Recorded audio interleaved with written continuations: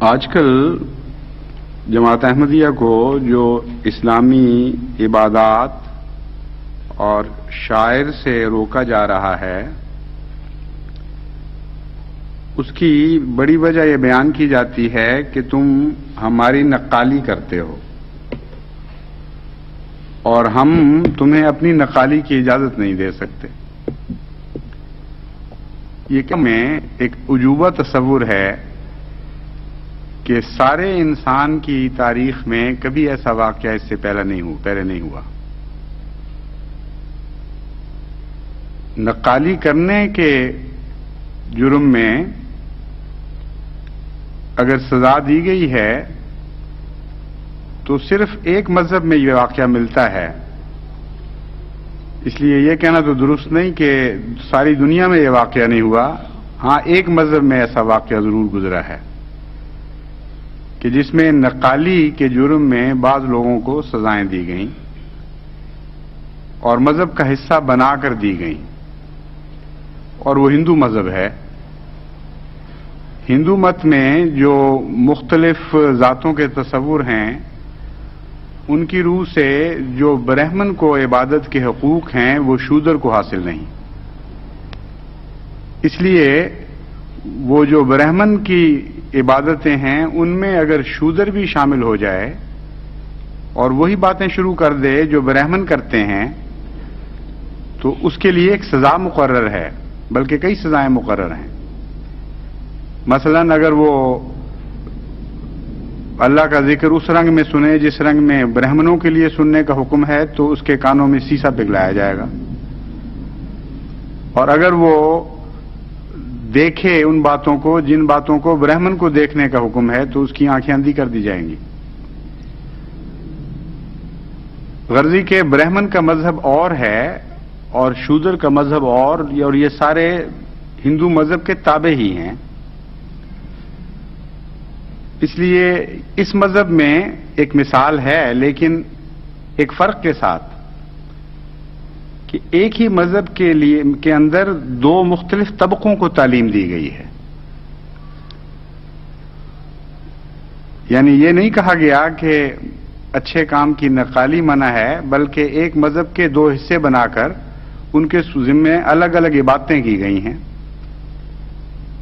لیکن بہرحال اس کی سند موجود ہے۔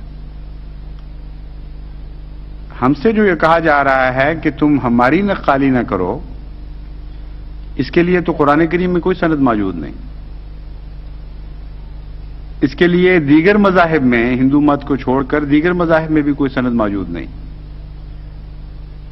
اور ہمیشہ اس کے برعکس نظارے نظر آتے ہیں۔ اگر کوئی شخص نقالی نہ کرے بلکہ مخالفت کرے تو یہ برا منایا جاتا ہے، اور امر واقعہ یہ ہے کہ دنیا میں بڑی بڑی سمجھدار قوموں نے ہمیشہ اپنی تہذیب کی نقالی کروا کر حکومت کی ہے، اور برعکس طریق کو پسند نہیں کیا۔ چنانچہ آپ دیکھیں کہ انگریزی حکومت کا جب عروج تھا تو خصوصیت کے ساتھ یہ اپنی تہذیب کی نقالی کرواتے تھے۔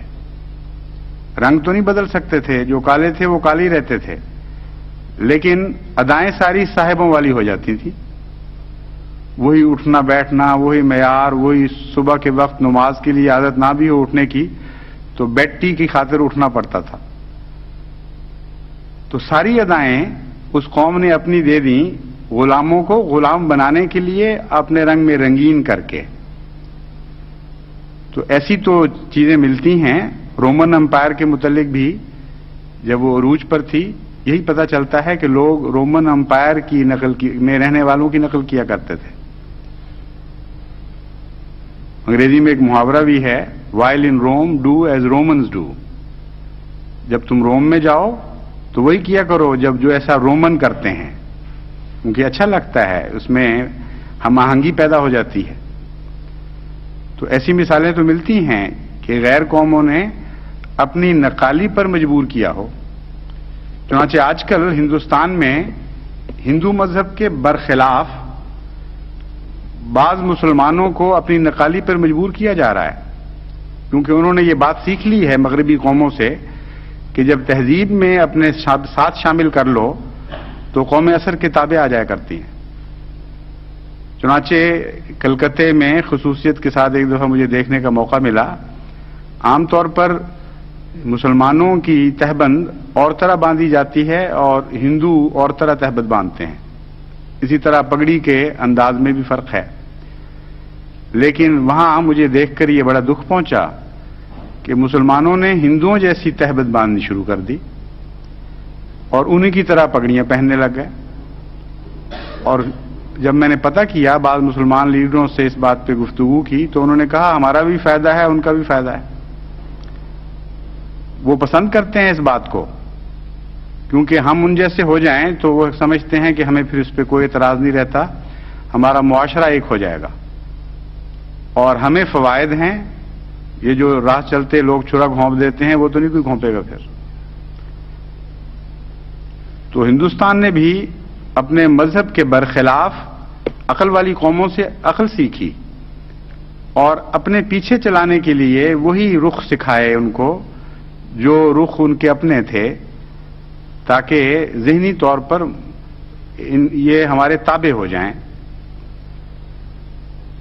لیکن ہم سے جو یہ کہا جا رہا ہے کہ تم ہماری نقالی نہ کرو, اس سے ہمیں تکلیف پہنچتی ہے, بہت دکھ ہوتا ہے.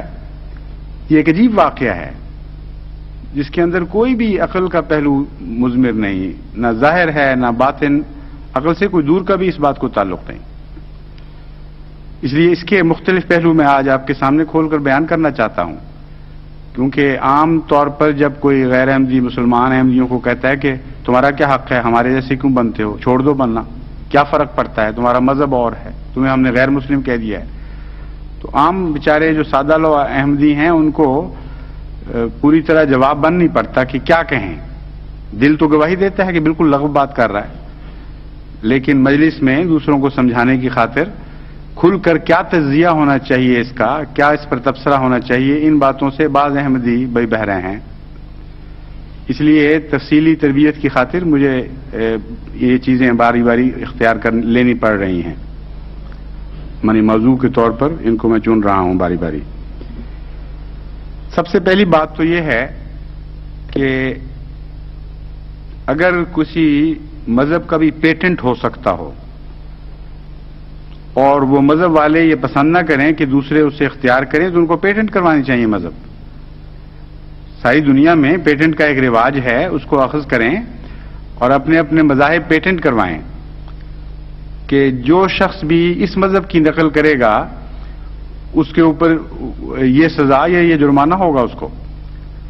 تو مذہب کے قانون کے تابع تو کوئی سزا مل نہیں سکتی مذہب کی نقالی کی, اس لیے دنیا کی قانون کی روح سے ہو سکتی ہے سزا, جیسا کہ پیٹنٹ کی ہو جایا کرتی ہے.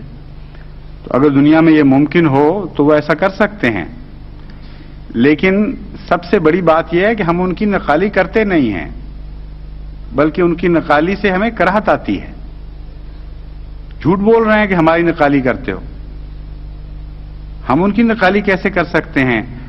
نہ تو ہم ان کی طرح اذان سے پہلے گانے گاتے ہیں, نہ اذان کے بعد وہ پڑھتے رہتے ہیں کچھ اور گھنٹہ گھنٹہ لوگوں کو تکلیف پہنچاتے ہیں, ان کے گھروں کے آرام میں مخل ہوتے ہیں, بیماروں کو تکلیف پہنچاتے ہیں. بجائے اس کے کہ حضرت صلی اللہ علیہ وآلہ وسلم کی اذان پر عمل کیا جائے, آپ کی سنت پر عمل کیا جائے. آج کل جو اذانیں دی جا رہی ہیں ان کے تو رنگ ہی بالکل مختلف ہیں. صبح بعض دفعہ اذان سے پہلے آدھا گھنٹہ ہمارے ربوہ میں تو مولوی صاحب خاص طور پر تنگ کرنے کی خاطر بعض دفعہ کئی گھنٹے پہلے گانے گایا کرتے تھے, اور بعد میں پتہ چلا کہ وہ ریکارڈڈ ہوتے تھے.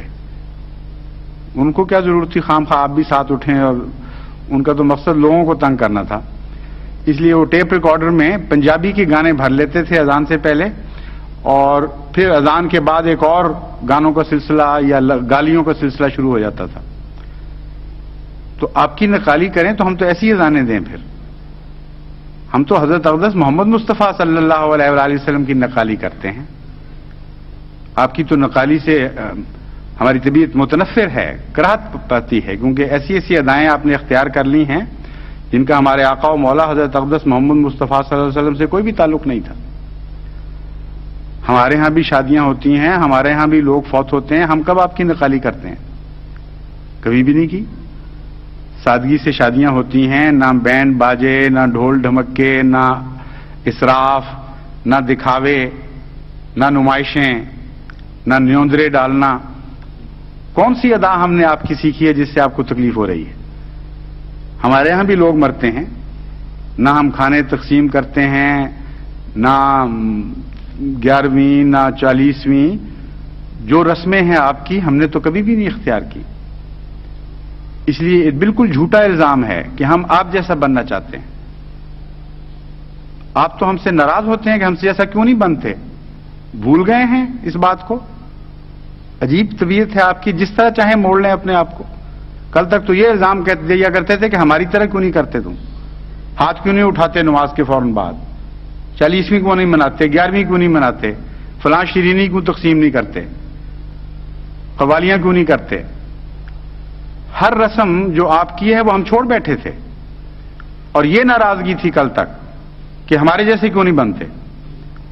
اور اب ایسا الٹے ہیں کہ دماغ الٹ گیا ہے بالکل کلیتاً. یہ کہہ رہے ہیں ہمارے جیسے کیوں بنتے ہو, حالانکہ جھوٹ ہے بالکل. ہم تو آپ جیسا نہ بنتے ہیں نہ بننا پسند کرتے ہیں. ہم تو وہ بننا چاہتے ہیں جس کو اللہ تعالیٰ نے تمام دنیا کے لیے نمونہ بنایا تھا, یعنی حضرت اقدس محمد مصطفیٰ صلی اللہ علیہ وآلہ وسلم والذین معہ, اور ان لوگوں کی پیروی کرنا چاہتے ہیں اور کرنے کی کوشش کرتے ہیں جو آن حضور صلی اللہ علیہ وآلہ وسلم کے ساتھ تھے, یعنی آپ اور آپ کے ساتھیوں کی. اس لیے اگر آپ تجزیہ کریں الزام کا تو سارا الزام ہی جھوٹا ہے. اب یہ سوال باقی رہ جاتا ہے کہ آن حضرت صلی اللہ علیہ وآلہ وسلم کی غلامی سے کون سا دنیا کا قانون یا شریعت اسلامیہ کا قانون روک سکتا ہے یا روکتا ہے, اور کس حد تک غلامی سے روکتا ہے اور کس کو روکتا ہے. سارے قرآن کریم میں, تمام حدیث میں نہ کوئی آیت نہ کوئی حدیث اشارتاً یا کنایتاً بھی کسی کو آن حضرت صلی اللہ علیہ وآلہ وسلم کی غلامی سے روک رہی ہے, نہ قرآن پر عمل کرنے سے منع کیا جا رہا ہے. بلکہ قدر مشترک کہہ کہہ کے غیروں کو بلایا جا رہا ہے. تعالوا الی کلمۃ سواء بیننا و بینکم, کہ اہل کتاب ہم تو قدر مشترک کی طرف بلانے والے لوگ ہیں. جو تم مانتے ہو ہماری باتیں وہ تو اختیار کر لو, جن میں اختلاف رکھتے ہو تمہارا حق ہے, جو چاہو اختلاف کرو. لیکن جو تم اپنے منہ سے کہتے ہو کہ ہاں یہ تمہاری باتیں اچھی ہیں, وہ کیوں اختیار نہیں کرتے؟ کیسا عظیم الشان مذہب ہے. ساری دنیا کو اشتراک کی دعوت دے رہا ہے. اس مذہب کو کا حلیہ بگاڑ کر یہ کہا جا رہا ہے کہ یہ قدر اشتراک پسند نہیں کرتا. غصہ آ جاتا ہے اگر کوئی حضور اکرم صلی اللہ علیہ وآلہ وسلم کی غلامی اختیار کرے اور آپ کے پیچھے چلے. جو آیات میں نے آپ کے سامنے پڑھ کر سنائی تھی ان میں یہی مضمون ہے. چنانچہ قرآن کریم فرماتا ہے لَقَدْ كَانَ لَكُمْ فِي رُسُولِ اللَّهِ أُسْوَةٌ حَسَنَةٌ لِمَنْ كَانَ يَرْجُو اللَّهَ وَالْيَوْمَ الْآخِرَ وَذَكَرَ اللَّهَ كَثِيرًا.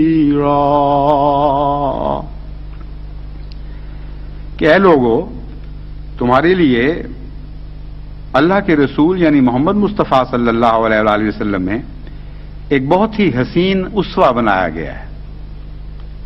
ایک ایسا خوبصورت نمونہ رکھ دیا گیا ہے کہ اب جو کوئی بھی اللہ کو چاہتا ہے وہ اس اسوے کی پیروی کرے, اور جو یوم آخر کی خواہش رکھتا ہے کہ یوم آخر میں وہ نجات دہندہ شمار ہو, اس کو بھی یہی چاہیے کہ وہ اس اسوے کی پیروی کرے. یہاں تو آن حضرت صلی اللہ علیہ وآلہ وسلم کے اسوہ کی پیروی کے لیے نہ مسلمان ہونا شرط قرار دیا گیا, نہ کسی فرقے کی شرط رکھی گئی. ایک چیز مذہب کی قدر مشترک جو ہے وہ بیان فرمائی گئی ہے. کیسا عظیم کلام ہے, کوئی پہلو نہیں چھوڑتا خیر کا. فرمایا من کانا یرج اللہ لمن کانا یرج اللہ والیوم الآخر, جو اللہ کو چاہتا ہے اور یوم آخر چاہتا ہے اس کے لیے چارہ نہیں ہے اس کے سوا کہ محمد مصطفیٰ صلی اللہ علیہ وسلم کی پیروی کرے. تو جب تک یہ قانون نہ بنائیں کہ اللہ کو چاہنا جرم ہے اور آخرت کے یوم آخرت میں اپنی نجات پانا, نجات ڈھونڈنا جرم ہے, جب تک یہ دو قانون پریسیڈ نہ کریں, پہلے نہ بنائے جائیں, اس وقت تک حضرت محمد مصطفیٰ صلی اللہ علیہ وآلہ وسلم کی غلامی سے کوئی روک ہی نہیں سکتا کسی کو. تو آیات پر تبر رکھ کر آپ جو چاہیں کریں, لیکن ہماری گردنیں سے کاٹنے سے پہلے آیات کی گردنیں کاٹنی پڑیں گی. قرآن کریم میں قطر بیوند کرنی پڑے گی, کیونکہ اتنی کھلی کھلی کتاب ہے, اتنا واضح کر دیتی ہے اپنے مضمون کو کہ کوئی بھی شک کی گنجائش باقی نہیں چھوڑتی. پھر فرماتا ہے ان لوگوں کا ذکر کر کے, الذین یتبعون الرسول النبی الامی الذی یجدونہ مکتوبا عندہم فی التوراۃ والانجیل, کہ وہ لوگ جو پیروی کرتے ہیں رسول نبی کی یعنی محمد مصطفیٰ کی جو امی بھی ہے, اور اس کا وہ ذکر پڑھتے ہیں اپنی کتابوں میں, فی التوراۃ والانجیل, تورات میں بھی اور انجیل میں بھی. اب الذین یجدونہ مکتوبا عندہم سے مراد صاف پتہ چل رہا ہے کہ اہل کتاب ہیں, کیونکہ مسلمانوں کی دو کتابیں تو نہیں ہیں. یہ الذین سے مراد کون ہیں, وہ کون لوگ ہیں جو پیروی کرتے ہیں, کن کا ذکر چل رہا ہے؟ الذین یجدونہ مکتوبا عندہم فی التوراۃ والانجیل, کہ یہ وہ لوگ ہیں جو تورات اور انجیل میں محمد رسول اللہ صلی اللہ علیہ وسلم کا نام لکھا ہوا دیکھتے ہیں, اور پیشتر اس کے کہ وہ مسلمان ہو جائیں ان کے دل میں حضرت صلی اللہ علیہ وآلہ وسلم کی محبت پیدا ہو جاتی ہے, اور پھر وہ آپ کی پیروی کرتے ہیں, اور اس کے نتیجے میں پھر ایمان ان کو نصیب ہوتا ہے. اور حضرت صلی اللہ علیہ وآلہ وسلم ان لوگوں سے کیا سلوک کرتے ہیں, کیا کہتے ہیں ان کو؟ قرآن کریم نے 6 کام بتائے حضرت صلی اللہ علیہ وآلہ وسلم کے. جو کوئی بھی حضور اکرم صلی اللہ علیہ وآلہ وسلم کو سے محبت کرنے لگے اور اپنے آپ کو آپ کے حضور پیش کر دے کہ اب جس طرح چاہیں مجھے بنا دیں میں حاضر ہوں, تو فرمایا امر بالمعروف کرتے ہیں حضور صلی اللہ علیہ وسلم, اچھے نیک کاموں کا حکم دیتے ہیں, اور نہیں انل منکر کرتے ہیں, برے کاموں سے روکتے ہیں, اور طیبات کو حلال کرتے ہیں, فرماتے ہیں کہ اچھی چیزیں پاکیزہ چیزیں کھایا کرو, اور خبائث کو گندگی اور بیہودہ چیزوں کو منع فرماتے ہیں کہ یہ چیزیں نہ کھایا کرو,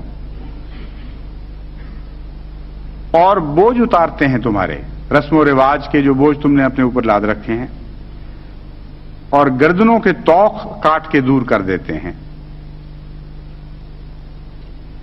یہ 6 احسانات ہیں حضرت صلی اللہ علیہ وآلہ وسلم کے جو آپ کے اسوے میں ملتے ہیں. اس کے مقابل پر فرمایا پھر ایمان لے آؤ.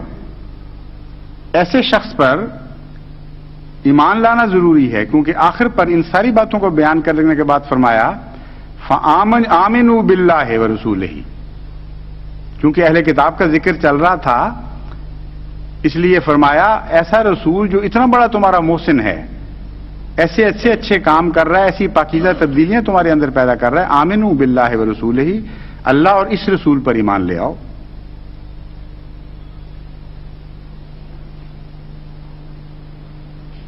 الذی یؤمن باللہ وکلماتہ واتبعوہ لعلکم تہتدون, اس رسول نبی امی پر ایمان لاؤ جو اللہ پر ایمان لاتا ہے خود اور اس کے کلام پر ایمان لاتا ہے, واتبعوہ, اور اس کی پیروی کرو, لعلکم تہتدون, تاکہ تم ہدایت پا جاؤ.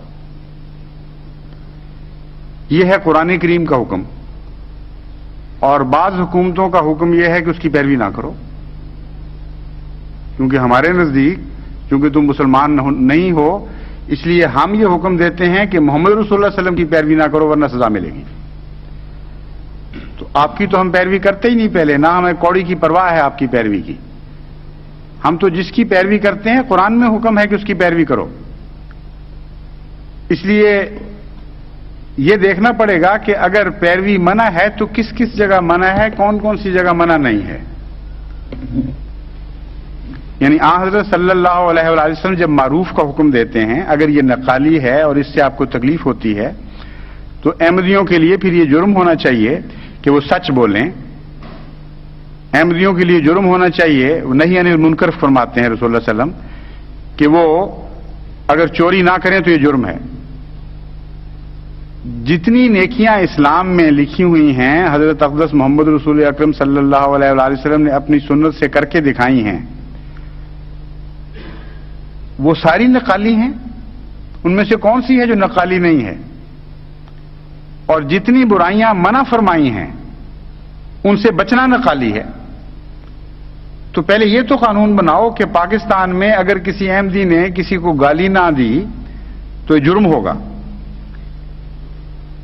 اور اگر کسی احمدی نے کسی کی چوری نہ کی تو یہ جرم ہوگا، اگر قتل نہیں کرے گا تو جرم ہوگا، اگر ڈاکہ نہیں ڈالے گا تو جرم ہوگا، اگر غریبوں کی حق تلفی نہیں کرے گا تو جرم ہوگا، اگر شراب نہیں پیے گا تو جرم ہوگا، اگر سور نہیں کھائے گا تو جرم ہوگا، اگر وہ لوگوں کو حرام نہیں کھلائے گا تو جرم ہوگا۔ ہر نیکی کو قانوناً الٹانا پڑے گا آپ کو، کیونکہ یہ نیکیاں ہم نے حضرت محمد مصطفیٰ صلی اللہ علیہ وآلہ وسلم سے سیکھی ہیں، اور قرآن فرما رہا ہے کہ آپ سے ہی سیکھو گے تم۔ آئندہ کے لیے ہر خیر کا پیمانہ حضور کے خم خانے سے ملے گا۔ اس لیے جب باہر کچھ رہا ہی نہیں تو نقالی کے بغیر چارہ ہی کوئی نہیں ہے۔ کون سی دنیا کی قوم ہے جو حضور اکرم کی نقالی کے بغیر بھی دنیا میں پنپ سکتی ہے اور تہذیب لے سکتی ہے، تہذیب سیکھ سکتی ہے؟ کیونکہ قرآن کریم سے پتہ چلتا ہے کہ ہر قسم کی تہذیب، ہر قسم کی اعلیٰ زندگی، ہر قسم کی پاکیزگی حضرت صلی اللہ علیہ وآلہ وسلم سے وابستہ فرما دی گئی۔ بس اگر آپ روکتے ہیں کہ اس سے ہمیں تکلیف پہنچتی ہے تو پھر قانون تفصیل سے بنائیے کہ جو بھی جس کو ہم کہیں گے غیر مسلم ہے اس کو حضرت صلی اللہ علیہ وآلہ وسلم کی ہر بات میں الٹ چلنا ہوگا، تب ہمارے دل کو ٹھنڈ پڑے گی۔ وہ احسان کیا کرتے تھے، اگر تم بھی احسان کرو گے تو ہمیں بہت تکلیف ہوگی، بڑا غصہ آئے گا۔ اس لیے ہم کہیں گے کہ تم احسان کروا کر تو احسان فراموشی کیا کرو۔ حضور صلی اللہ علیہ وآلہ وسلم سچ بولتے تھے، اور ہم نے تو تمہیں کافر سمجھ لیا ہے، اس لیے تمہارا کیا حق ہے رسول اللہ صلی اللہ علیہ وسلم کی پیروی کا؟ تم جھوٹ بولا کرو، اور اگر سچ بولو گے تو قانون تمہیں 3 سال کے لیے اندر کر دے گا۔ حضرت صلی اللہ علیہ وآلہ وسلم اپنا حق چھوڑتے تھے غیروں کے لیے، تم لوگوں کے حق مارو، تم کون ہوتے ہو حضور کی پیروی کرنے والے؟ اس لیے جب تک ہمارے حقوق نہیں تلف کرو گے ہم تمہیں سزائیں دیں گے۔ حضرت صلی اللہ علیہ وآلہ وسلم جان اور عزت کی حرمت قائم فرماتے تھے، اس لیے تم کون ہوتے ہو کہ جان اور عزت کی حرمت قائم کرو؟ یہ شکلیں ہیں حضور صلی اللہ علیہ وسلم کی، یہ کام تھے جو آپ کیا کرتے تھے، ان چیزوں کی طرف لوگوں کو بلاتے تھے۔ تو سارا اسلام چھوڑ کر آپ کو صرف اذان کہاں سے نظر آ گئی ہے، یا مسلمان کہلانا کہاں سے نظر آ گیا کہ بس یہی 2 چیزیں ہیں گویا اسلام کی؟ میں آپ کو وجہ بتاتا ہوں کیوں باقی چیزیں بھول گئیں، اس لیے کہ وہ مشکل ہیں، وہ آپ نہیں کرتے، بہت سارے چھوڑ بیٹھے ہیں۔ اس لیے مشکل کام جو ہیں وہ تو آپ نے ان سے ہو رہا ہے، وہ یہ ہمیں کیا کہیں گے کہ ہماری نقالی کرتے ہو۔ اس لیے جو کام آسان ہیں اور چند آدمیوں نے کرنے ہیں وہ وہاں انہوں نے نقالی ڈھونڈ لی ہے۔ ایک مولوی نے اذان دے دی اور جماعت کھڑی کرا دی اور مسلمان کہہ دیا اپنے آپ کو جب کوئی فارم بھرنا ہوا، اس میں کون سا مشکل کام ہے؟ تو جو مشکل کام تھے ان سے ہمیں نہیں روک رہا ہے، کیونکہ آپ نہیں ہوتے وہ. نیکیاں خود کریں تو پھر کہیں نا کہ ہماری نقالی کرتے ہو. جھوٹی قسموں سے باز آئیں عدالتوں میں تو پھر کہیں نا کہ ہماری نقالی کرتے ہو. ظلم اور سفاکی اور لوگوں کے اموال لوٹنا اور ہر روز قتل و غارت اور چوریاں اور ڈاکے، یہ سارے کام ہو رہے ہیں اس ملک میں جہاں احمدی غیر مسلم ہیں، اور بڑی کثرت سے ہو رہے ہیں. تو ان سب کاموں میں ہمیں کیسے روکیں گے؟ کیونکہ اگر وہ روکیں گے تو آپ تو کر نہیں رہے، نکالی کس بات کی ہوگی پھر؟ بس یہ دو آسان کام ہیں. اس میں بڑی آسانی کے ساتھ الزام لگ سکتا تھا کہ نقالی کرتے ہو، کیونکہ ہر مسجد میں اذان ہوتی ہے اور ہر مسلمان جو مسلمان کہلانا چاہتا ہے، ہر وہ شخص خواہ دل میں ایمان ہو یا نہ ہو، ساری زندگی اس نے کبھی نماز پڑھی ہو یا نہ پڑھی ہو، بدکاریوں میں مبتلا ہو، چور ہو، چکا ہو،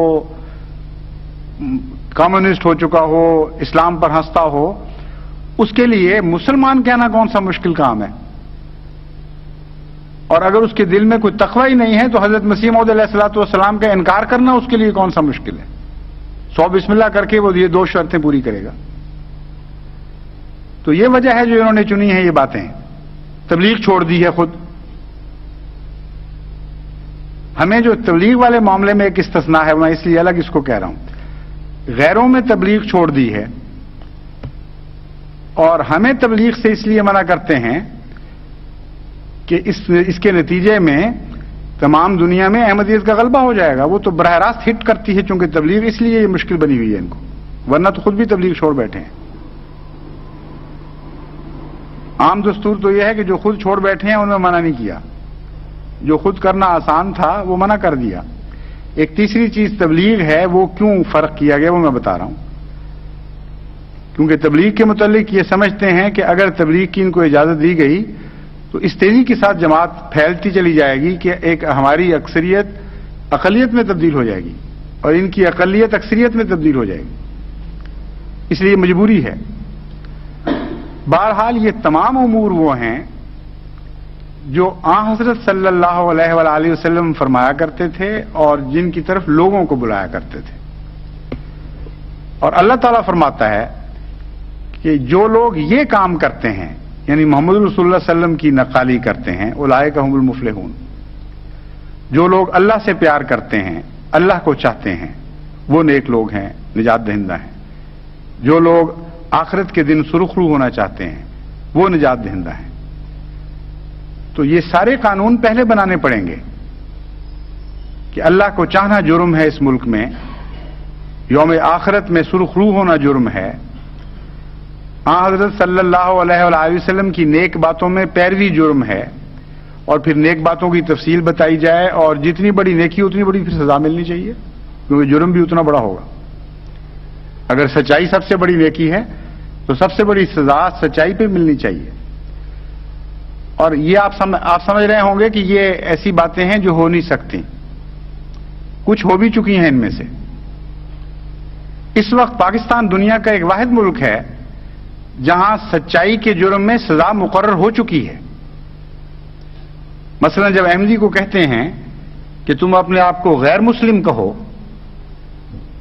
تو وہ شخص جو دل سے حضرت محمد مصطفیٰ صلی اللہ علیہ وآلہ وسلم پر ایمان رکھتا ہو اور قرآن کو تعمیل کے قابل واجب التعمیل کتاب سمجھتا ہو، اور اس کے سارے ایمان کی بنیادیں وہی ہوں جو قرآن کریم نے مقرر فرمائی ہیں، تو جب وہ منہ سے یہ کہے گا کہ میں غیر مسلم ہوں تو جھوٹ بول رہا ہوگا. بس ایک ہی ملک ہے ساری دنیا میں جہاں جھوٹ کی سزا مقرر ہوئی ہے، جھوٹ کی سزا نہیں، جھوٹ پر شاباش مقرر ہوئی ہے اور سچ پر سزا مقرر ہو گئی ہے. تو میں نے جیسا کہ پہلے بھی بیان کیا تھا، قرآن کریم کی تعلیم ایسی عظیم الشان کی تعلیم ہے کہ جب اس کو آپ چھوڑتے ہیں آپ کے اندر کجیاں پیدا ہو جاتی ہیں اور لغویات آپ کی ظاہر ہونی شروع ہو جاتی ہے. آپ کے لیے چارہ نہیں رہتا کہ قرآن تعلیم کو چھوڑنے کے بعد لغویات اور کجیوں سے خود بچ سکیں. تو چونکہ قرآن تعلیم کے خلاف ایک حکم دیا تھا، اس کی لغویت خود بخود ظاہر ہونی شروع ہو گئی.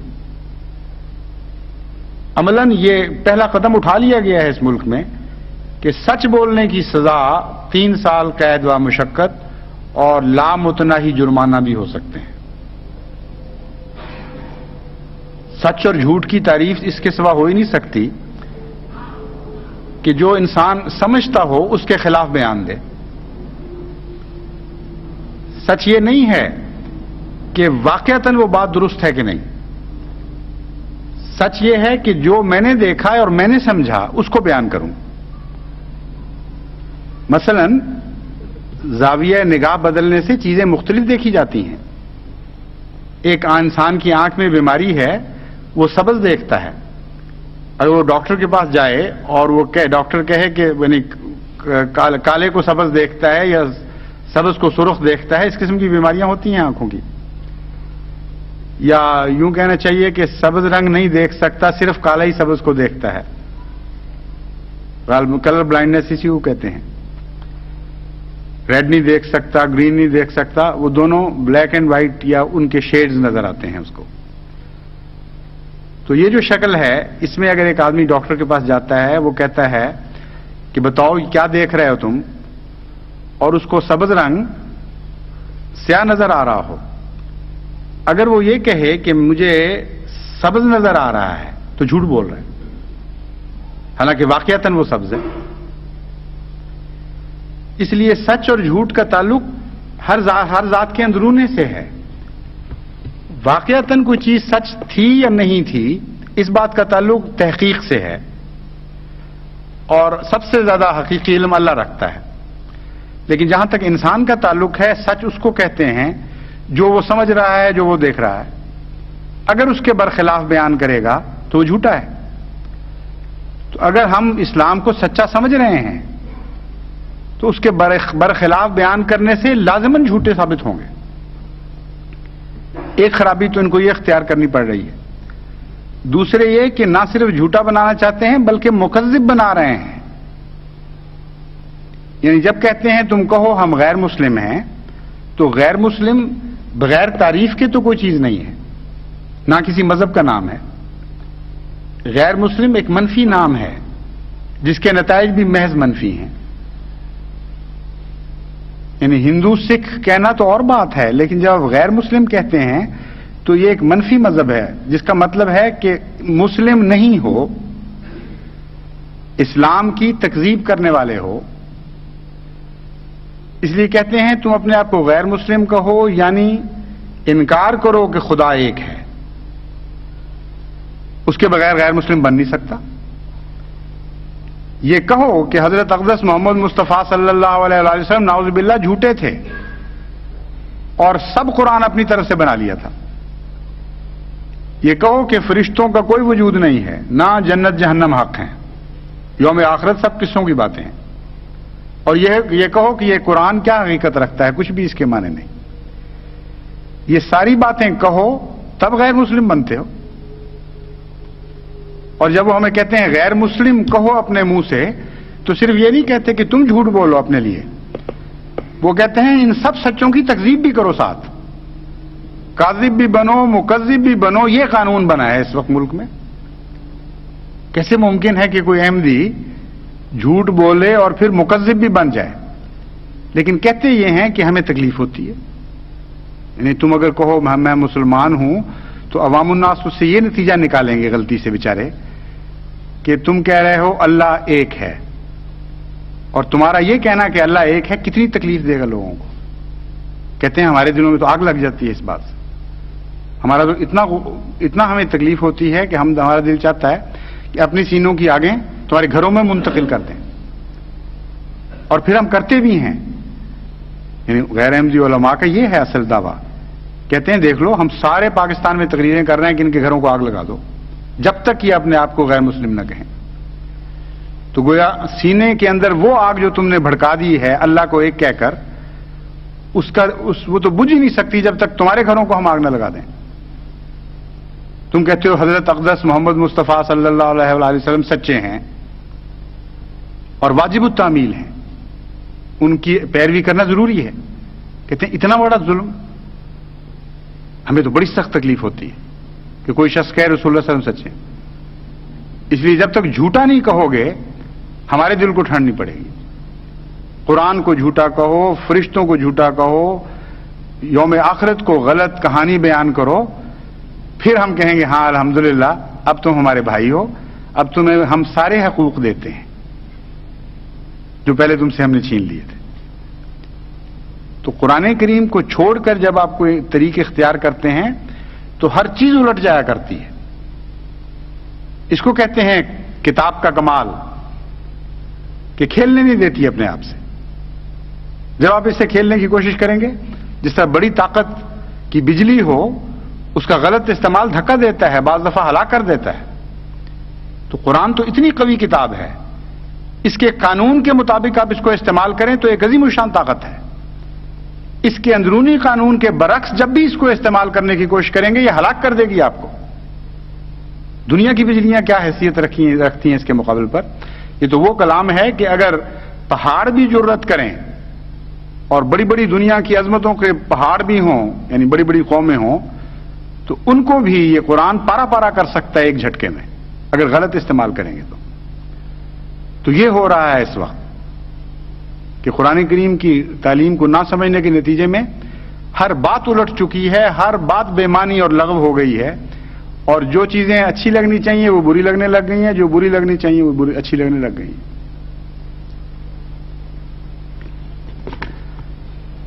قرآن کریم ایک ایسی کامل کتاب ہے کہ ہر احتمال کو ملحوظ رکھتے ہوئے اس کا بھی ذکر فرماتی ہے اور کوئی احتمال بھی باقی نہیں چھوڑتی. چنانچہ یہ کہنا اس پہلی آیت میں جو فرمایا گیا کہ یہ وہ لوگ ہیں جو یہ کام کرتے ہیں اور یہی ہیں جو ہدایت یافتہ ہیں یا نجات یافتہ ہیں، تو یہ سوال جیسا کہ اٹھایا گیا ہے، اس پر میں بحث کر چکا ہوں کہ یہ ساری چیزیں مسلمانوں کے لیے ہیں. غیر مسلموں کو کوئی حق نہیں ہے حضرت کی پیروی کرنے کا. وہ نافرمانی کریں گے تو ہمیں ٹھنڈ پڑے گی. اگلی آیت میں قرآن کریم انہی علماء کو مخاطب ہے، فرماتا ہے کہ ایسی کوئی بات نہیں. محمد مصطفیٰ صلی اللہ علیہ وآلہ وسلم نہ کسی قوم کے لیے ہیں، نہ کسی ایک مذہب کے لیے ہیں، بلکہ ساری کائنات کے لیے خدا نے ان کو بنا کے بھیجا ہے. اور یہاں یا ایھا الذین آمنوا کہہ کے مخاطب نہیں فرمایا، بلکہ فرمایا قل یا ایھا الناس انی رسول اللہ الیکم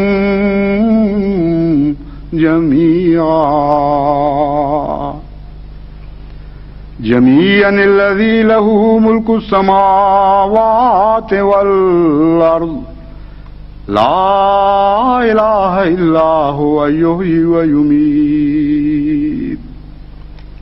کہ اے محمد صلی اللہ علیہ وآلہ وسلم یہ اعلان کر دے اور ان کے دماغوں کی پیدا کردہ ہر قسم کی غلط فہمیوں کو دور کر دے.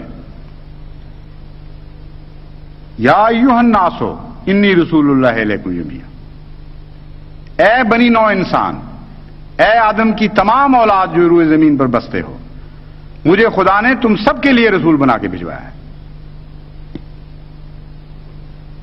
اور کیوں نہ ہو، میں اس خدا کی باتیں کرنے آیا ہوں الذی لہ ملک السماوات والارض، جو زمینوں کا بھی خدا ہے اور آسمانوں کا بھی خدا ہے، وہ ساری کائنات کا مالک ہے. لا الہ الا هو یحیی و یمیت، وہ ایک ہی خدا ہے، اس کے سوا اور کوئی نہیں. وہی ہے جو زندہ کرتا ہے اور وہی ہے جو مارتا ہے.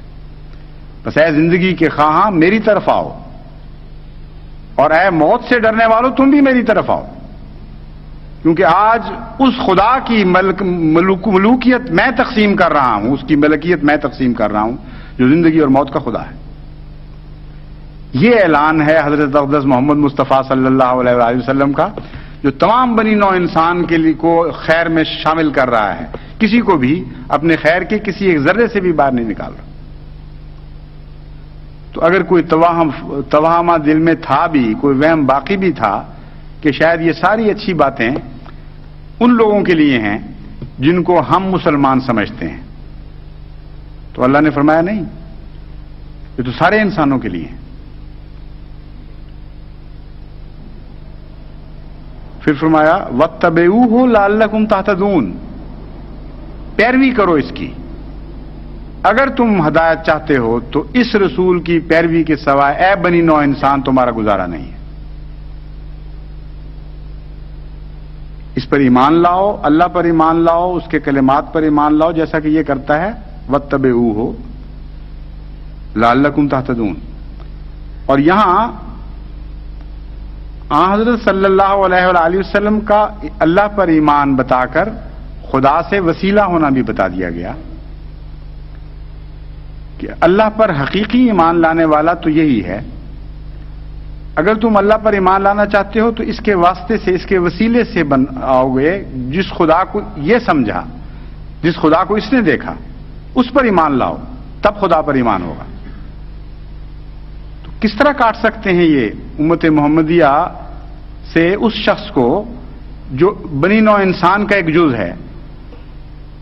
اگر وہ چاہے یہ فیصلہ کرے کہ اس پیغام کو سن کر لبیک کہے تو ہے کون جو رستے میں روک ڈال دے اور کھڑا ہو جائے کہ نہیں، میں نے تمہیں رسول اللہ صلی اللہ علیہ وسلم کی پیروی نہیں کرنے دینا. عملاً اس کا نتیجہ ایک اور نکلے گا. ہر بات جیسا کہ میں نے بیان کیا تھا قرآن کے خلاف جاتی ہے تو ایک برعکس نتیجہ بھی پیدا کر دیتی ہے. یہ چاہتے تھے ہمارے حقوق پر قدغن لگانا، ہمارے حقوق کو محدود کرنا، اور نتیجہ یہ نکالا کہ حضرت صلی اللہ علیہ وآلہ وسلم کے حقوق پر قدغن لگا دی اور آپ کے حقوق کو محدود کر دیا.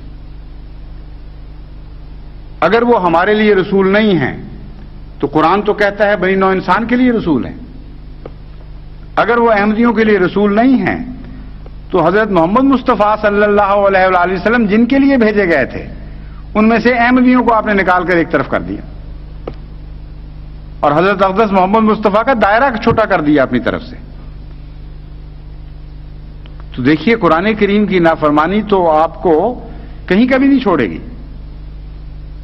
حملہ کسی اور جگہ کرنا چاہتے تھے، وار کہیں اور پڑ رہا ہے. جیسے بعض لوگ بیمار ہو جاتے ہیں، قدم کسی اور طرف رکھنا چاہتے ہیں، اور طرف پڑ جاتا ہے قدم. تو مخبوط الحواس ہو جاتے ہیں وہ لوگ جو قرآن کریم کی تعلیم اور اس کی روح کو چھوڑ کر پھر کوئی اقدام کرنے کی کوشش کرتے ہیں. ہر قدم لازماً غلط پڑے گا اگر قرآنی تعلیم کو آپ چھوڑ دیں گے تو. اور یہ اس کا نمونہ ہے.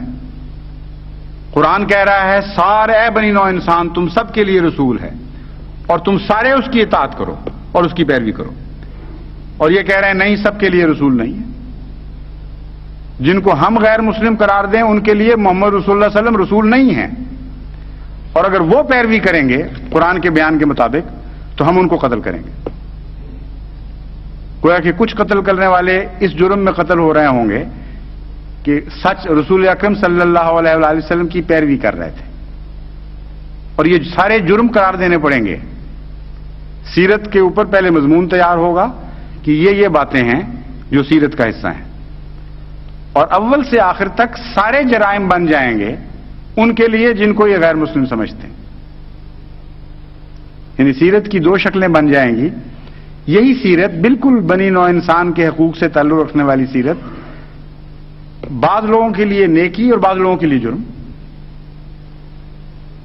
تو کسی پہلو سے بھی کوئی عقل کی بات ایسی نظر نہیں آتی جس کے یہ پیچھے پڑے ہوئے ہیں. تبھی قرآن کریم یہ ایک آیت میں ان لوگوں کے حال کے ذہنوں کا نقشہ کھینچتا ہے. الیسا فیکم رجل الرشید، ایک بھی عقل والا تم میں باقی نہیں رہا. کیوں نہیں دیکھتے بڑی بڑی کرسیوں پہ بیٹھے ہوئے ہم کر کیا رہے ہیں؟ بہرحال جہاں تک جماعت احمدیہ کا تعلق ہے وہ تو حضرت اقدس محمد مصطفیٰ صلی اللہ علیہ وآلہ وسلم کا دامن نہیں چھوڑے گی. اور یہ جو لوگ کہتے ہیں کہ میں بار بار کہتا ہوں بڑی شدت اور قوت کے ساتھ کہ لازماً ہم جیتیں گے، کیوں کہتا ہوں؟ اس لیے کہ اب یہ حضرت اقدس محمد مصطفیٰ صلی اللہ علیہ وآلہ وسلم پر حملہ کر رہے ہیں اور قرآن پر حملہ کر رہے ہیں. جس تعلیم سے ہمیں روکتے ہیں وہ قرآن کی تعلیم ہے. جس سنت سے ہمیں باز رکھنے کی کوشش کر رہے ہیں وہ محمد مصطفیٰ صلی اللہ علیہ وآلہ وسلم کی سنت ہے. اور یہ وہ دو ایسی چیزیں ہیں جن کی خدا سب سے زیادہ غیرت رکھتا ہے. ناممکن ہے کہ قرآن پر حملہ کرنے دے خدا ان کو اور چھوڑ دے خالی، اور سنت محمد مصطفیٰ صلی اللہ علیہ وآلہ وسلم پر حملہ کرنے دے اور باز پرس نہ فرمائے. اس لیے ان کا معاملہ تو اب براہ راست خدا سے ٹکر کا معاملہ بن چکا ہے. جہالت کی حد ہے کہ قرآنی تعلیم پر عمل کرو گے تو ہمیں غصہ آئے گا. حضرت صلی اللہ علیہ وآلہ وسلم کی غلامی کا دم بھرو گے تو ہمیں اتنی تکلیف ہوگی کہ جب تک تمہیں مار نہ لیں، تمہیں قتل نہ کر لیں، تمہیں انسانی حقوق سے محروم نہ کر لیں، ہمارا سینہ ٹھنڈا نہیں ہوگا. یہ شکل بن چکی ہے اب. تو اللہ فضل فرمائے، جو قوم کی موجودہ حالت ہے یہ بہت ہی خطرناک ہے، اور مظالم میں بڑھتے چلے جاتے ہیں، رکتے نہیں ہیں کسی جگہ. مثلا میں نے آپ کو سنایا تھا باجوہ صاحب وغیرہ کا قصہ کہ کس قدر ان پر ظلم ہوا. یعنی بوڑھے بزرگ گھروں میں بیٹھے ہوئے، اس جرم میں ان کو پکڑ کے گھروں سے نکالا گیا کہ آپ ایک مولوی کو اغوا کرنے کی کوشش میں شامل تھے. ان کی عمریں دیکھو، ان کے مقام دیکھو، ان کا سابقہ ریکارڈ دیکھو. تمام دنیا کی پولیس میں سے جو جاہل سے جاہل لوگ بھی ہیں وہ بھی ان باتوں کا خیال رکھتے ہیں. لیکن ایک توقع تھی انصاف کی کہ شاید عدالتوں میں انصاف مل جائے. اب ان کی حالت یہ ہے کہ ہائی کورٹ نے کل ضمانت یہ کہہ کر مسترد کی ہے کہ ہمیں حکومت کی طرف سے حکم آیا ہے کہ ہم اس مقدمے کو تم سے لے کر فوجی عدالت میں دینا چاہتے ہیں، اس لیے تم بااختیار ہی نہیں ہو کسی ضمانت کو قبول کرنے. یعنی صاف معلوم ہوتا ہے کہ اس مقدمے میں کچھ بھی نہیں ہے، جھوٹ ہی جھوٹ ہے. لیکن یہ فیصلہ کر چکے ہیں کہ ہم نے ظلم سے باز نہیں آنا. اس لیے کب تک خدا ان کو ظلم کی اجازت دیتا ہے یہ تو ہم نہیں کہہ سکتے، لیکن ہر قدم سفاکی کی طرف اٹھ رہا ہے یہ ہم کہہ سکتے ہیں. اور کب اللہ تعالیٰ کی طرف سے وہ تقدیر ظاہر ہوگی جو مجرموں کے حق میں ہمیشہ ظاہر ہوا کرتی ہے یہ بھی ہم نہیں کہہ سکتے. لیکن یہ جانتے ہیں کہ جب تک اللہ ہمیں آزمائے گا ہم صبر کا دامن ہاتھ سے نہیں چھوڑیں گے اور مسلمین کہتے ہوئے جان دیں گے، راضی برضا رہتے ہوئے اپنا سب کچھ لٹائیں گے. ایک بھی ایسا احمدی نہیں ہوگا انشاءاللہ تعالی جو خدا تعالیٰ پر شکوہ کرتا ہوا مر رہا. وہ مالک ہے، لہو ملک السماوات والارض، ہم تو اس پر ایمان لائے ہیں. اس لیے جب تک چاہتا ہے اپنے بندوں کو آزمائے گا، ہم انشاءاللہ تعالی غلامی کی ساری شرطیں پوری کریں گے. یہ بات کبھی نہ چھوڑیں اپنے ہاتھ سے. صبر حضرت اقدس محمد مصطفیٰ صلی اللہ علیہ وآلہ وسلم سے سیکھیں، اور جس طرح آپ نے صبر کیا ہے ویسا صبر کریں. اس صبر کے دوران کئی لوگ ہیں جو مظلومی کی حالت میں مرے تھے، کتنے ہی تھے جو تکلیفیں برداشت نہ کر کے جان دے گئے پیشتر اس کے کہ فتح مکہ ہوتی. امر واقعہ یہ ہے کہ آن حضرت صلی اللہ علیہ وآلہ وسلم کی زندگی کے تقریباً تمام دن ہی صبر میں گزرے ہیں. فتح مکہ کے بعد تو 1 سال صرف آپ زندہ رہے اس دنیا میں، اور پھر جلد وصال ہو گیا. اور مدینہ کا دور بھی تو مظلومیت ہی کا دور تھا. ادھر سے حملے ہو رہے تھے غیروں کی طرف سے، ادھر سے گھر کے اندر یہودی ریشہ دیوانیاں کرتے تھے، کہیں زہر دیا جاتا تھا، کہیں چکی کے پاٹ پھینکے جاتے تھے اوپر سے، کہیں مسلمان عورتوں کی بے عزتیاں کی جاتی تھیں اور دکھ دیا جاتا تھا حضور صلی اللہ علیہ وسلم کو. تو ساری زندگی دکھوں میں کٹی. آخری جو 1 سال یا 1.5 سال کی زندگی ہے وہ ہے جس کو آپ کہہ سکتے ہیں کہ یہ امن کا دور آیا تھا. لیکن کلیتاً امن کا وہ بھی نہیں تھا، کیونکہ بہت سے بعض غزوے اس کے بعد ہوئے ہیں اور ہر طرف سے بے اطمینانی کی خبریں بھی ملتی تھیں. تو اس رسول کو اگر آپ سختی سے پکڑ لیں، یعنی بڑی مضبوطی کے ساتھ اس پر کاربند ہو جائیں، تو پھر آپ کا کوئی بگاڑ نہیں سکے گا. ہم میں سے بعض ایسے بھی ہوں گے جو بیچارے فتح کی تمنا لیے ہوئے اس دنیا سے رخصت ہو جائیں گے، مگر مرتے وقت ان کو راضی برضا رہنا چاہیے، اور ان کی ان نیکیوں کے بدلے، ان کی ان بھلائیوں کے صدقے ایسی نسلیں آنے والی ہیں جو فتح میں آنکھیں کھولیں گی اور وہ سوچ بھی نہیں سکیں گی کہ ہمارے ماں باپ نے کیسی دردناک قربانیاں دی تھیں اس فتح کے لیے. اس لیے یہ تو بہرحال ہوگا کہ جس شخص نے قرآن پر ہاتھ ڈالا ہے وہ لازماً ہاتھ کاٹا جائے گا.